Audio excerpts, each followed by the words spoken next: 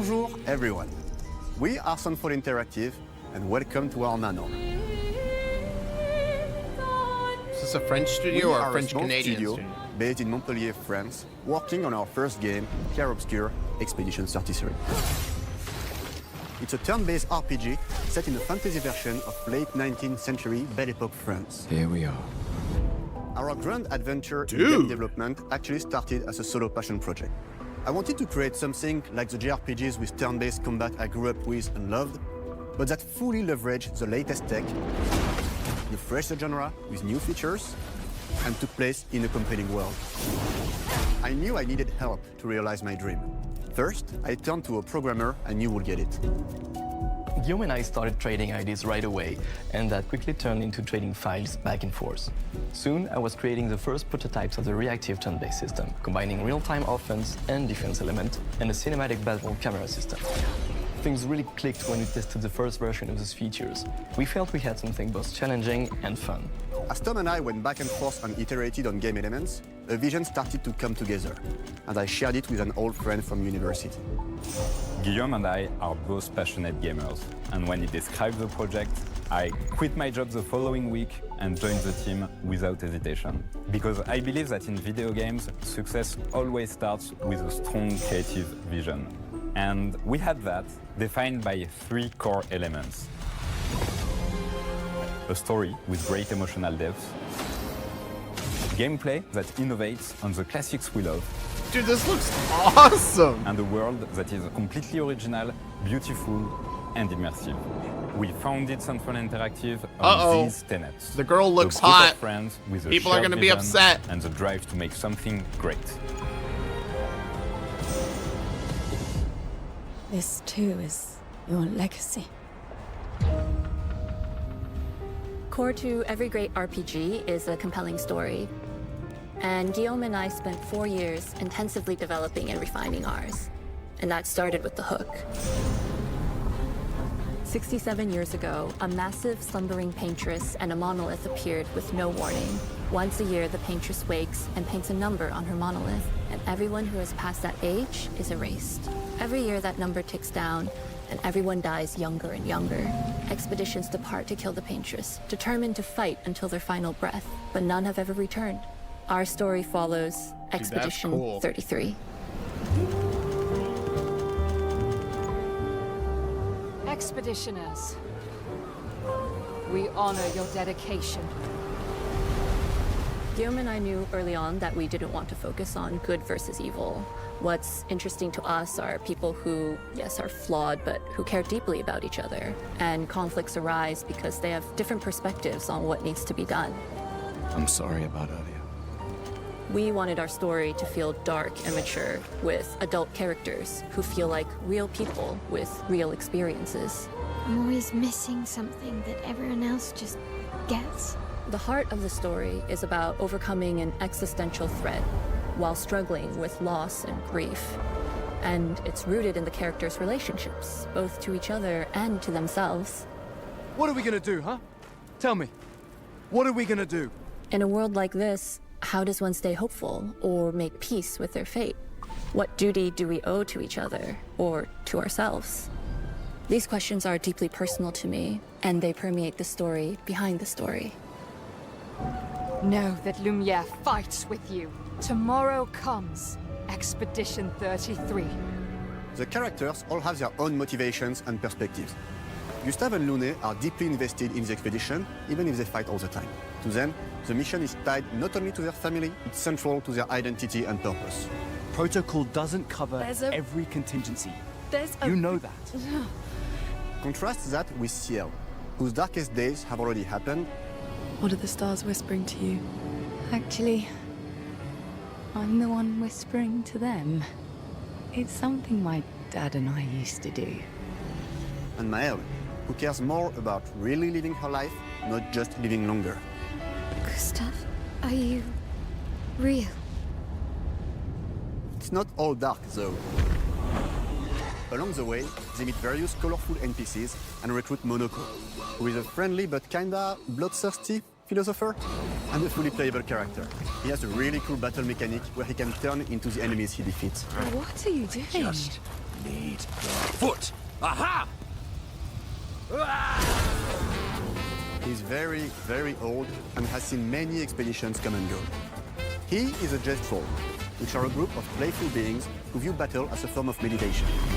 They're fun and sort of ridiculous. You'll meet Monoko and many other Gestrols across the game. Dude, that looks cool. And of course, there is Esquier, who is one of the oldest and lore-wise the most powerful creatures in the verse. Esquier is that powerful? He will be your mount and help you travel to secret corners of the world. And if you bring him back his special stones, you can unlock abilities for him to access new areas of the world and find exciting secrets. I'm strong, but I'm not that strong. Everyone has their own reason for joining the expedition, and each of them has their own story arc and resolution that we think players will really connect with. In addition to a strong narrative, we had a clear vision for our own take on the genre's core gameplay. Our reactive turn-based system takes the traditional turn-based battle mechanic we love and adds real-time reaction,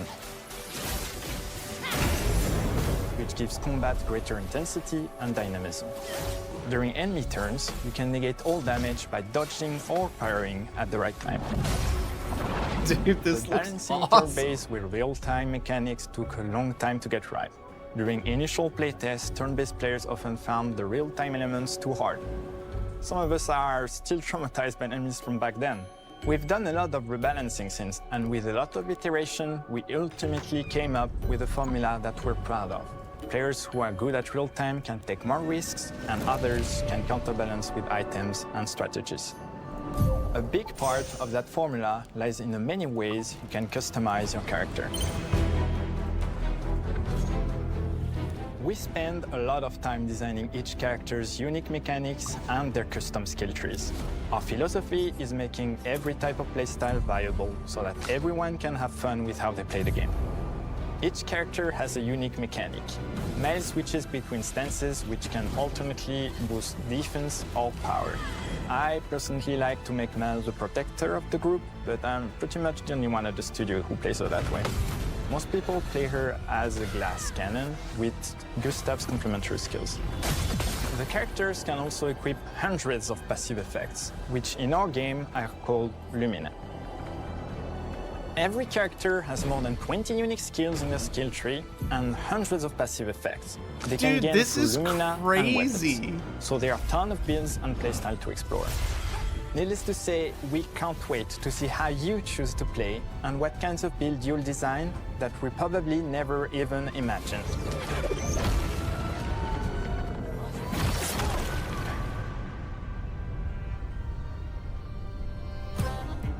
Our story is set in the French fantasy world, and I was really excited to design something unique. Every level has its own color and texture identity. For example, the Gestrol Village is an early area in the game where players can enjoy a fun break. We wanted something that feels chaotic, grungy, and toy-like.